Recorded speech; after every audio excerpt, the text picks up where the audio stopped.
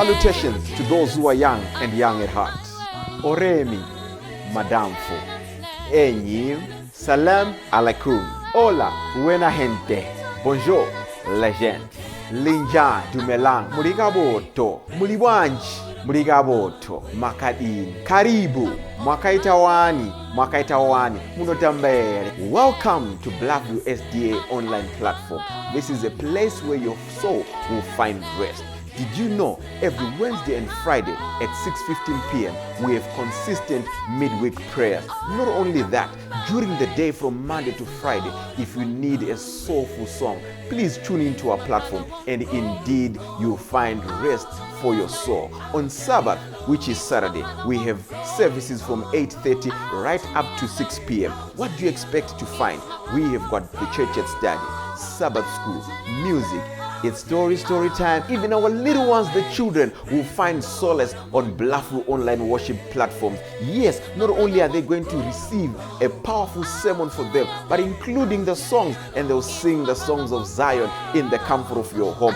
Yes, you are waiting for the power hour as we receive the beautiful words, the wonderful words that come from the word of God. In the afternoon, we have got powerful discussions, not only for the young, but even for the old, as we prepare this journey on this planet Earth before the sundown. Yes, there is a sermon that will usher you into the new week as you listen to God speak to you. What are you waiting for? Tell your friends about it. Don't forget to join us on YouTube and Facebook.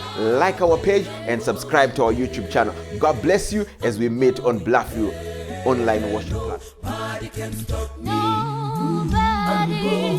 Don't you wanna go? I'm going there. Nobody can stop me. Hamchinjiko pale upenyu, Jesu atinditarise, pasine fumangeje nando, amberindo wona zakanaka.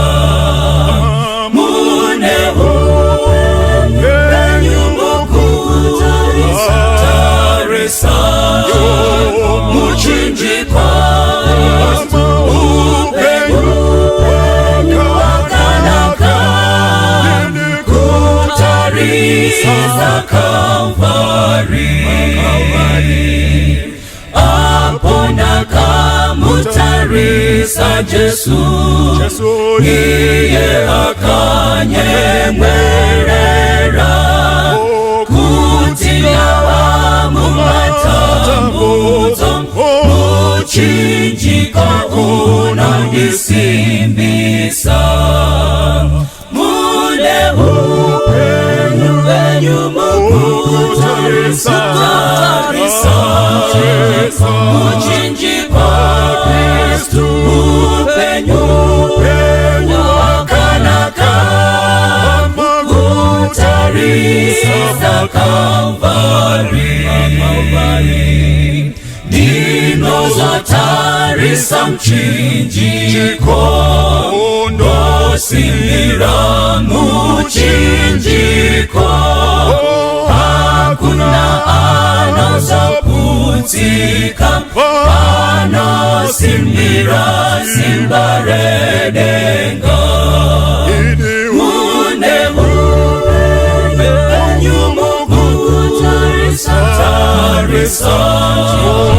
muchinjiko upenyu wakanaka kutarisa Kalvari mune upenyu mukutarisa muchinjiko upenyu wakanaka kutarisa Kalvari upenyu wakanaka kutarisa Kalvari upenyu wakanaka kutarisa Safari za Calvary, Besemo banonzwa na uranyi, sokora kanaka murese pasi, kuti vanu bese ngari nzweri, uyo unoda,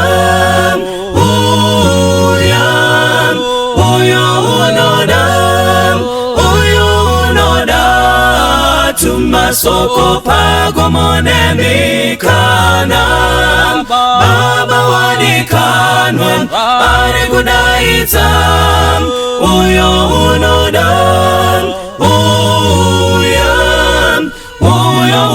uya nasi uya, pinda pamusiwo wazarurirwa, Jesu ndiye nzira yeidiyega, uyo unoda,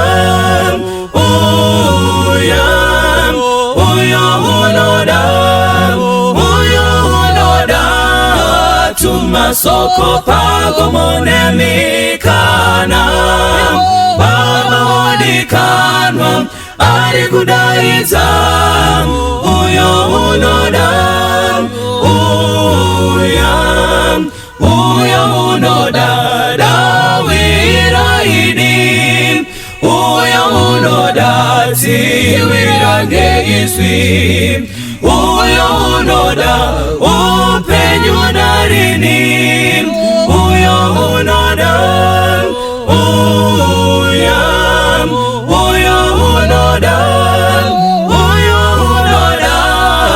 tumasoko pagomone mikana, Baba wadikanwa ari kudaitsa, uyo unoda,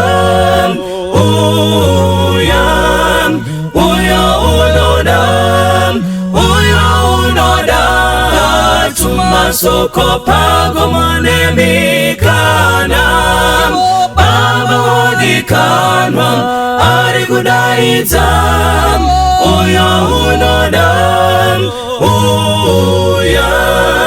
Baba wadikanwa ari kudaitsa, uyo unoda, Baba wadikanwa ari kudaitsa, uyo unoda,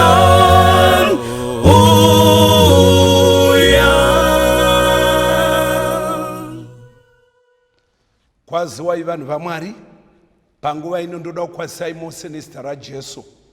Vateereri, tiri pashoko raMwari rinobata upenyu hwedu. Nyika iyo ino haizogari nokusingaperi.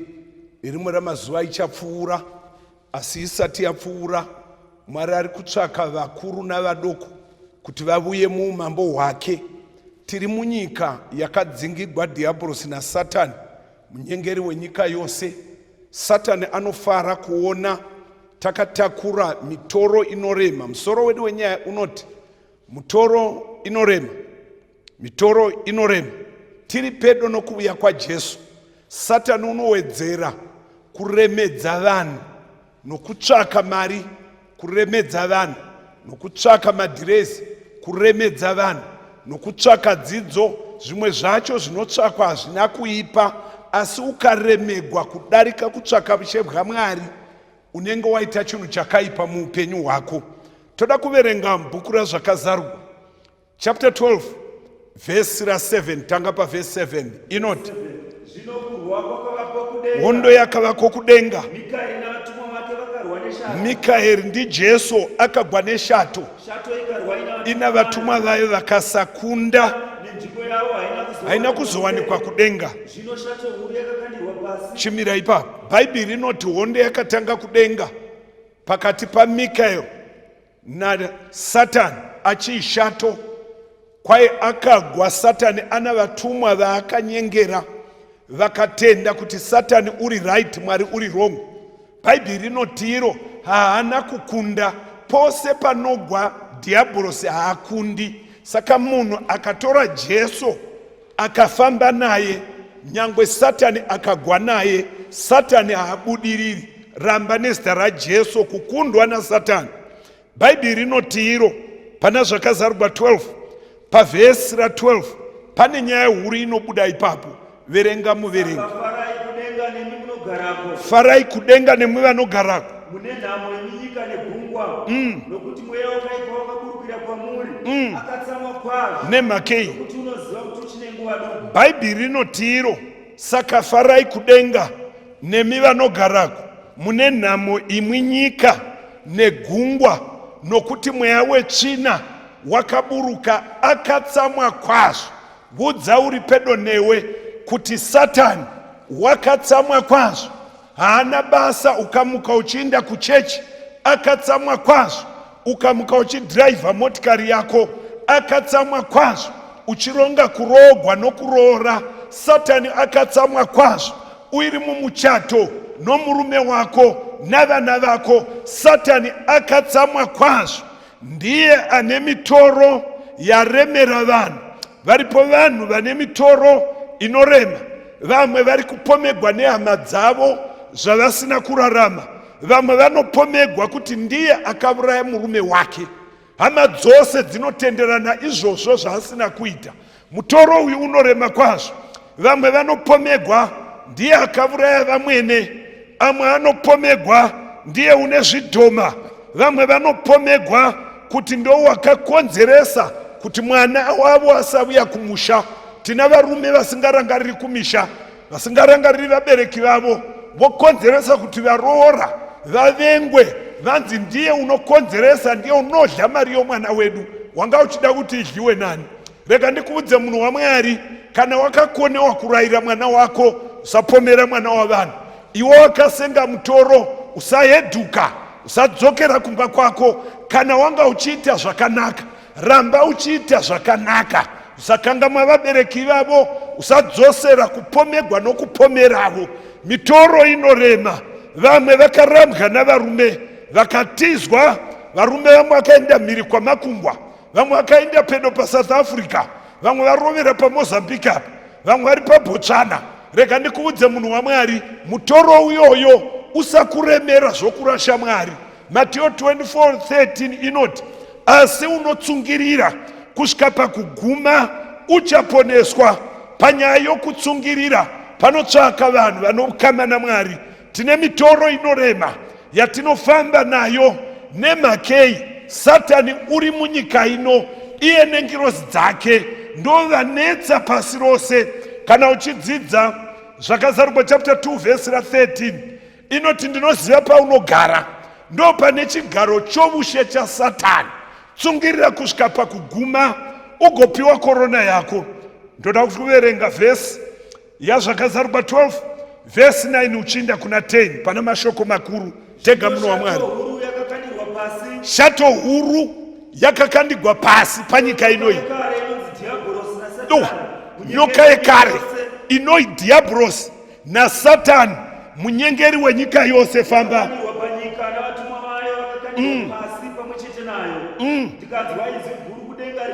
Ya. Ya.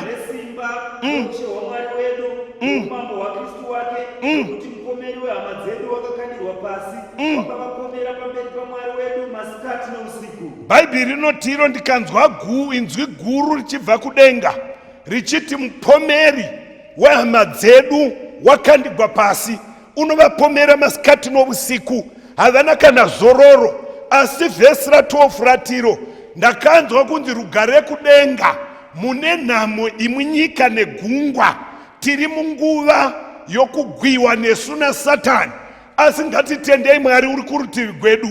Munyika iyo inoyi tine mitoro, pamwe yavana vasingarovogwi. Vamwe vanotaura zvavanoda, pakakandwa pfuri. Vamwe vanoti vakagagwa nemweya yetsvina, vamwe vakati vasundigwa mweya yemanzinza. Rega ndikuudze, mutoro uyoyo tura kuna Jesu, wakaumirira. Varipo vakasenga mitoro yavarume vakapanduka, vanoda madhirezi nemasmell house, havadzoki kumba. Mutoro uyoyo usatiza muri mai, usatiza. Takurira mutoro kuna Jesu, wakaurindira. Varipo vakatakura mitoro inorema, vakadzi vari kupenga mukati medzimba, umwe haadzoreki. Nyange ukaudza vabereki vake, nyange ukadana vana bhudhi, unototi bheta kumwa mapirisi pakuteerera murume uyu. Rega ndikuudze munhu waMwari, mutoro uyoyo takura uise kuna Jesu, unokutakurira. Mitoro inorema, inoda Jesu, inoda kuti itugwe pana Jesu, wakaurindira. Vamwe vakatakura mitoro yavasingagoni kuudza vanhu, inovaremera zvakadai zvokuti nyangwe akazvifunga pamwe anofunga kufa. Rega ndikuudze munhu waMwari, usafunga kufa, denga rakakumirira. Vamwe vane mitoro yavana vane misakadzwa, vamwe vanongopara mhosva, vamwe vari mumajere, vamwe vanomitisa vana vevanhu vachiramba. Mitoro inorema, asi Jesu unourindira. Unoti kandirai mitoro yose mumavoko angu, iye uchakuchengetai. Hatisiri toga pamitoro iyi, Jesu wakairindira kuti vanotura pana Jesu vawane rugare.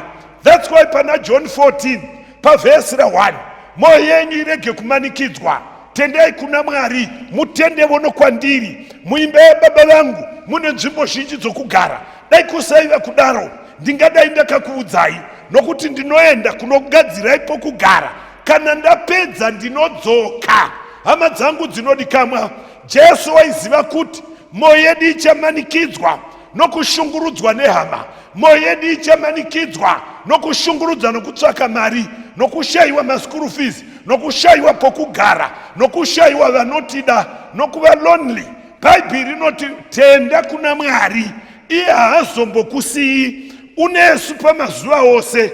Regai tiverenge maPsalm 68 pavhesi ra19. Tega munhu waMwari. Ishe ngaavongwe, iye unotakura mitoro yedu.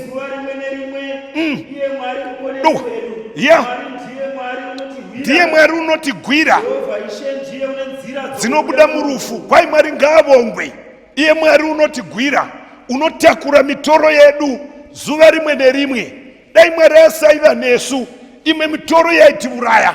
Vari kuva nemitoro yokusateeregwa navana, vari kuva nemitoro yokusateeregwa navarume.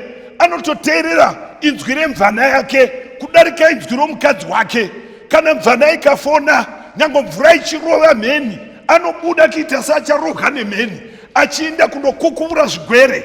Mutoro osara uchiremera mukadzi, mari yaenda kupfambi. Rega ndikuudze munhu waMwari, Bhaibheri inoti Mwari uchatichengetera, mitoro uchaitura. Nerimwe zuva misodzi uchaipisika, nerimwe zuva mitoro tichatura, nerimwe zuva tichazorora pamakumba aJesu. Bhaibheri shoko raMwari riri pachena. Hana uchiverenga Jove chapter 14 inoti munhu akazvagwa nomukadzi una mazuva mashoma azere nokutambudzika, unobuda seruva ndokuzvala, unotiza somumvuri, haagari. First part yatiyo, munhu ukazvagwa nomukadzi una mazuva azere nemisodzi nematambudziko. Vakakomboregwa vanoziva kuti mitoro tichava nayo kusvika kumagumo. Vamwe vane mitoro yokugwara, vamwe vane mitoro yokugwarigwa, vamwe vane mitoro yokushayiwa pokubata, vamwe vane mitoro yokuvengwa, vamwe vane mitoro yokurambwa nehama, vamwe vane mitoro yokutukwa, vamwe yokushungurudzwa, vamwe vanodzingwa, vamwe vakatorambwa nevavanogara navo.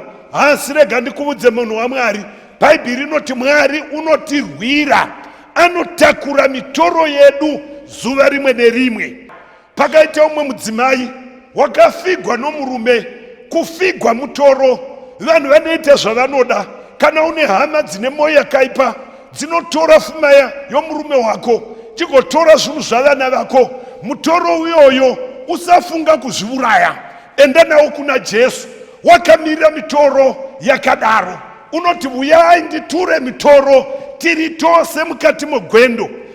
Chapter 4 madzimambo vhesi ra1 pana mashoko makuru ndowechipiri.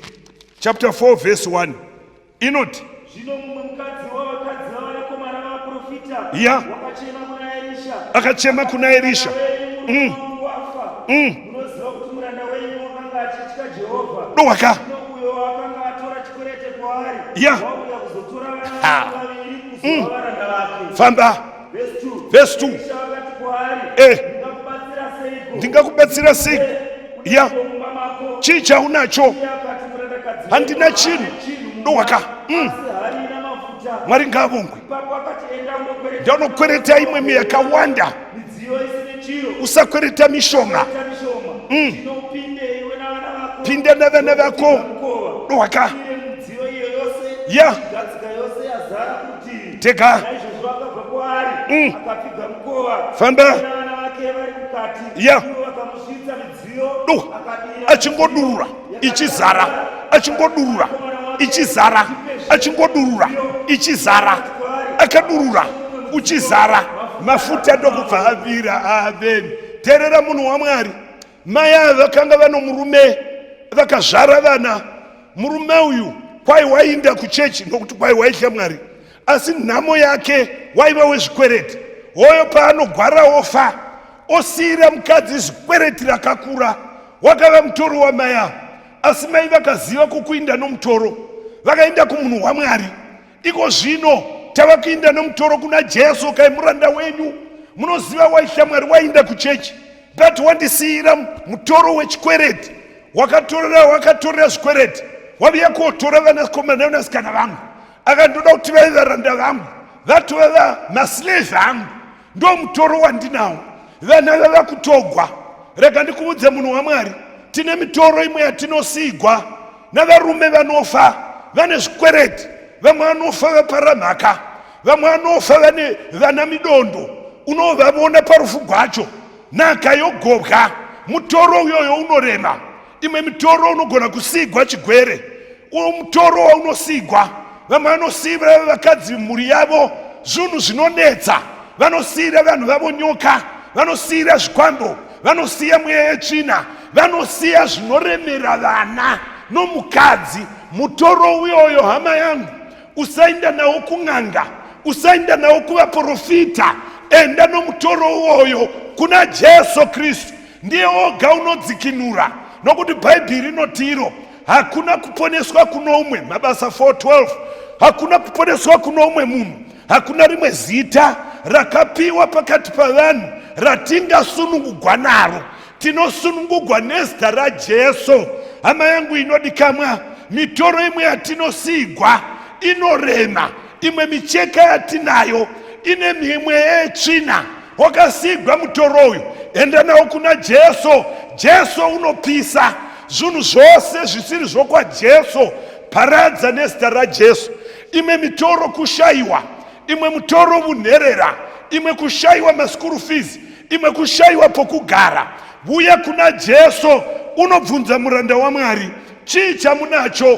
Kukaindine midziyo misina chinhu, Mwari unotangira pazvishoma zvaunazvo kugadzirisa mutoro waunawo. Tino murume pano unonzi Jobhu, wakanga akarurama, mutoro wakavuya pamusoro pake. Satani wakavhiringidza upenyu, akauraya vana, akauraya zvipfuwo, akauraya nevashandi. Jobhu unovevura musoro, unoti ndakabuda mumimba ndiri chunhu, ndisina chinhu, ndichadzokera ndiri mushwi. Jehovha wakapa, Jehovha wakatora. Zita raMwari ngarivongwe. Kana mitoro yawanda, usatuka Mwari, tuka Satani. Usaramba chechi, usaramba kunamata, usahedhuka, usapinda mbhawa, usatsvaka kubatsigwa navanhu. Enda unobatsigwa naJesu. Enda pamabvi uvudze Jesu, unotura mutoro. Mukadzi waJobhu chapter 2 verse 9 unoti, naiwe Jobhu, Jobhu ava kugwara mutoro wakawedzera kubva pakufigwa, kusarava murombo, kusara iye ogwara namaronda. Ava nomutoro uyoyo. Mukadzi wake pachake unoti, ucharambira pakutenda Mwari here? Tuka Mwari wako ufe. Ndinoda Jobhu, hama dzinodikamwa, unoti, nai mukadzi wangu, tingagamuchira zvakanaka zvoga here? Chapter 3 yaJobhu. Katikasagamuchiravo nezvakaipa. Kwai nokutaura kwaJobhu kwanzi haana kutadzira Mwari. Hama dzinodikamwa, pamwe uno mutoro wokuti wakafigwa navana, usatadzira Mwari. Pamwe wakarambwa nomurume, usaramba chechi yezvokwadi nokuti wakarambwa. Ndati pamwe wakapiwa chigwere, pamwe wakarambwa ukawanigwa wepiri, mutoro uyoyo enda unotura kuna Mwari. Nokuti maPsalm 50 verse 15 shoko raMwari rinotiro, udane kwandiri pazuva rokutambudzika, ini ndichakugwira. Kana ndakugwira iwe ugondirumbidza. Hama dzinodikamwa, tinokokutura mutoro. Job ari pakutambudzika, unosvika paanotiye, inzwa mudikani, Job aremegwa. Chapter 3 verse 11 tega.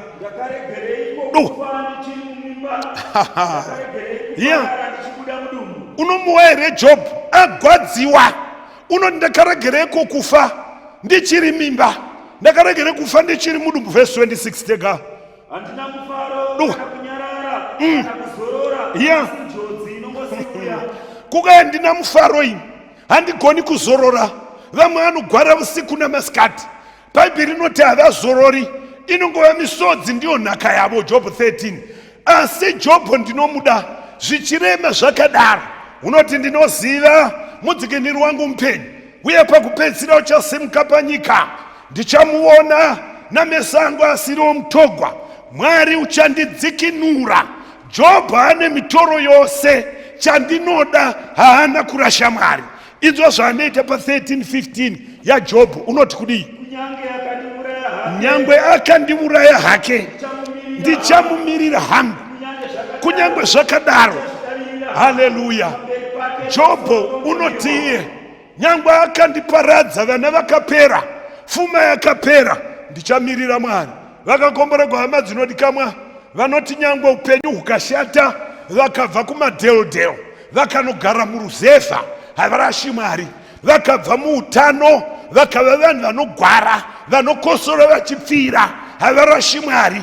Vanhu vakakomborerwa vane mitoro inorema, havarashi Mwari. Vanorambwa navana vose, havarashi Mwari. Anorambwa nomukadzi, usarasha Mwari. Anodzingwa basa, usarasha Mwari. Vakakomborerwa vanoti nemitoro yose vanoiunganidza mumavoko aMwari, votura mumavoko aJesu. Pamakumbo aJesu tophururuka, pamakumbo aJesu tokomborerwa. Ndoda kuudzai hama dzinodikamwa, Bhaibheri shoko raMwari rinotiro, hatipindi kudenga tisina kutakura mitoro. Imwe mitoro tichaitura panoonekwa Jesu, ndichaitura pana muponesi. Vakaimba vaimbi, mutoro wangu unondiremera, asi ndichautura kuna muponesi. Muponesi kana asvika, tinotura mutoro. Pakaita umwe musikana akanga ano mutoro pana Mako chapter 5 verse 25 uchinda kuna 29. Inoti waiva no 12 years. Amen. Amen. Yeah. Yeah. Famba munhu waMwari. Yeah. Akabuya. Yeah. Kabata nguo yake. Ndikabata nguo yake ndichapora. Rikadi. Bhaibheri rinotiro, mukadzi wakanga avoneswa nhamo nen'anga zhinji nevaiti vanogona, haana kubetserwa asi kunyanyiswa. Shoko rinoti mutoro wake waiva we12 years achibuda ropa vusiku namasikati. Vanhu vakanga vomusema, asi nomutoro wake haana kurasha tariro muna Jesu. Hama inodikamwa, pamwe mutoro wako wanonoka kurovogwa, vanhu vanokuseka kumabasa, kumachechi, munzvimbo yaugere, usarasha kutenda. Bhaibheri rinoti wakatanzwa nezvaJesu, akati ndoinda kuna Jesu, akabata mupendero nokutenda, tsime reropa rikapera. Hama dzangu dzinodikamwa, tine mitoro inorema. Imwe mitoro hatigoni kuitsanangurira vanhu, hapana kana kubudira upenyu hwedu. Tinochema usiku namasikati, misodzi ndo nhaka yedu, kuchibva umwe kunopinda umwe. Asi rega ndikuudze, kuna Jesu uchapfuura nomuupenyu hwako. 1 Peter chapter 5 verse 7 inongoti iyo, kandirai mitoro yenyu mumavoko aJesu Kristu, iye uchakusimbisai. Verse 8 inoti sunurai murinde muvengi wenyu Diablos unofamba seshumba achitsvaka waangaparadza. Vhesi ra9 inoti mumudzivisei makamira nesimba pakutenda. Hama dzinodikamwa, apa ndinopafarira apa. Satani unogona kudziviswa nyangwe takaremegwa usarasha Mwari, nyangwe uchigomera usarasha Mwari, munhu waMwari. Mapsalama 42 pavhesi ra3 pana mashoko makuru. Sometimes vahedheni vanogona kutiseka vachiti Mwari wavo uripi, zvavakatakura mitoro inorema. Tinoziva kokutura kuna Jesu, nyangwe mutoro uripo unoreruka nemhaka yaJesu Kristu. 42 vhesi ra2. Mweya wangu unenyota kuna Mwari, Eka. ndiye Mwari mpenyu. Dohaka. Ndasvika riniko ndikona na Mwari. Misodzi yangu zvakanga zviri zvokudya zvangu. Ndo zvinotaura. Yes. Pakutaura kwavo zvose kwandiri vachiti Mwari wako uripiko. Kwai zvokudya zvangu yaiva misodzi, handizorori usiku namasikati. Jeremiah 30. Bhaibheri inoti iro unochema usiku namasikati, vahedheni vachimushoverera vachimubvunza ko Mwari wake uripi. Hama inodikamwa, vaudze kuti kuchema kuchakungavapo usiku, but joy comes in the morning. Kuchema nemitoro tichasangana nako, asi mufaro unosvika mangwanani. Tine mitoro yokufigwa, tine mitoro yokushaiwa, tine mitoro yokugara toga, tine mitoro yokuvengwa nemastress amarudzi. Zvose izvozvo hazvitibvisi pana muponesi nemhaka yorugwaro rwaPauro. Pana mabasa 14:22 inoti achisimbisa mwoyo yavadzidzi achiti tinofanira kupinda muushe hwaMwari namadambudziko mazhinji. Verenga munhu waMwari. Verse 17. Jeremiah 30 verse 17 inoti, come on. Amen. Eka. Kukai ndichakudzosera mufaro wako. I will restore your happiness. I will restore your health. Ndichadzosera mufaro, ndichadzosera muchato wako, ndichakudzosera vana vako. Kukai mufaro wedu denga rinoti ndichakudzosera. Hama inodikamwa panguva yakafanana neino, chero ukaremegwa nomutoro usafunga kuzviuraya, usafunga to retreat, go forward. Denga rinewe. Vakorinde wechipiri 1 vhesi ra7 na9 kusvika kuna 9. Bhaibheri inoti iro kuna mapsalema ndirikiverenga panapa. Chapter 55 verse 22. Kandirai mitoro wako pamusoro paJehovha, iye uchakusimbisai. Haangatongotenderi wakarurama kuti azununguswe nemitoro yatinayo. Usabva pana Mwari, ramba wakatsunga kuzorora kwoswedera kumusha kwavapedo. Pauro unomboremegwavo unoti kudii? Verse 7.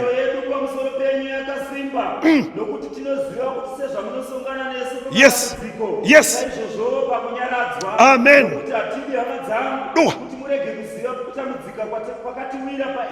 Yeah. Yeah. Mamuere unotiye takaremegwa kwazvo. Nyangwe vanonamata Mwari vane mitoro inorema. Kukai takarasa moyo, takafunga kuti tava kufa tega munhu waMwari. Verse 9. Kwai nemhaka yemutoro uyu waiwaeri takanga tatozvitongera rufu. Kukai simba rakanga rapera tega.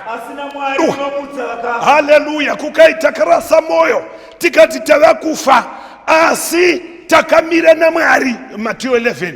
Takati Mwari une simba rokumusa vakafa.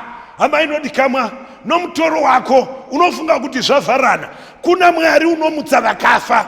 Kana une tariro kuna Mwari ukavuya nomutoro kuna Mwari, denga rinomutsa zvafa. Kana uchidzidza bhuku razvakazarugwa, topinda Jesu avuya, haasi kure kuvhara nyika ino. Kukai avo vakapfeka nguvo chena, kwaina Johani ndakavawa ndiva naaniko, vakabvepiko? Kukai shendi munoziva, ndo vakabva mukutambudzika kukuru, vakasuka nguvo dzavo kureva moyo. muropa raJesu. Saka vamire pamberi pechigaro chokutonga chaKristu. Tiri vakunde hama dzinodikanwa, tsunga moyo kusvika kumucheto. Mutoro tura kuna Jesu, uvate hope.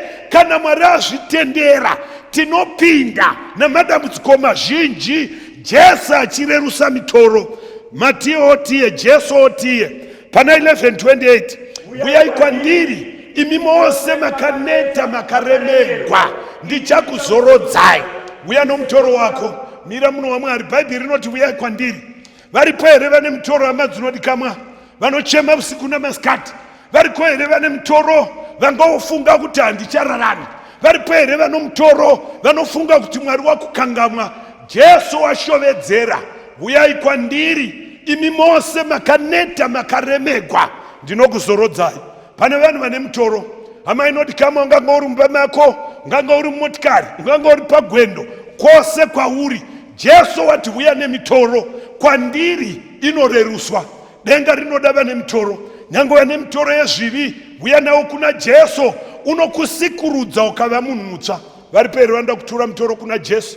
Simudza mwoyo wako kuna Mwari, simudza ruoko kwako kuna Jesu, uti mutoro wangu wandiremera, ndoda kutura pana Jesu. Ndava kunamatira mudikani. Baba vedu vari kudenga, muzita raJesu, tarirai vanasikana venyu vane mitoro, vanakomana venyu vane mitoro, vana mai vane mitoro, ndokumbira vature pana Jesu. Vana baba vane mitoro, harahwa dzedu dzine mitoro, tinokokutura, tinokumbira kutura kwamuri. Kana matigamuchira Mwari, tipei simba rokufamba munzira yenyu, dakara hwamanda ichirira. Munamato wedu wokutenda muzita raMuponesi Jesu. Amen.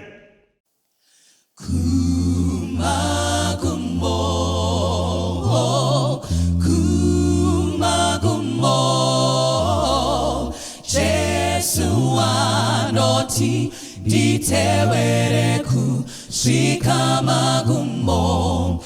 Paulo wara Jesu chiremba, warasika mufudzi ndishe vachikushora Jesu ishamwari, muponesi wawira pasi. Jesu ndi mambo wemadzimambo, munyaradzi hama yoshaya vachikuse.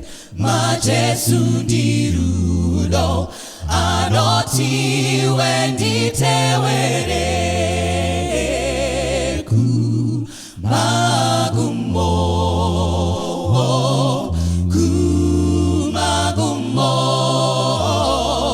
Jesu anoti nditewere kusvika magumo.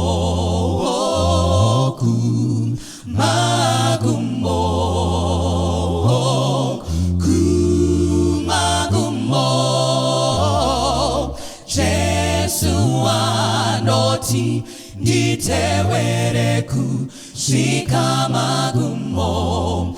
Pandakafirwa aiva neni, ndichichema ondinyaradza. Ndoshaiwa zivo Jesu itariro, vondisema Jesu ariko.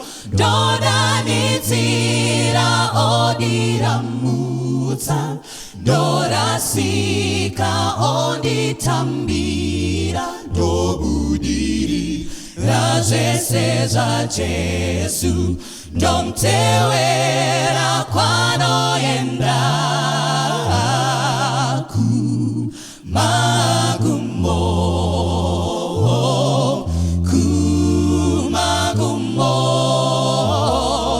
Jesu anoti nditewere kusvika magumo.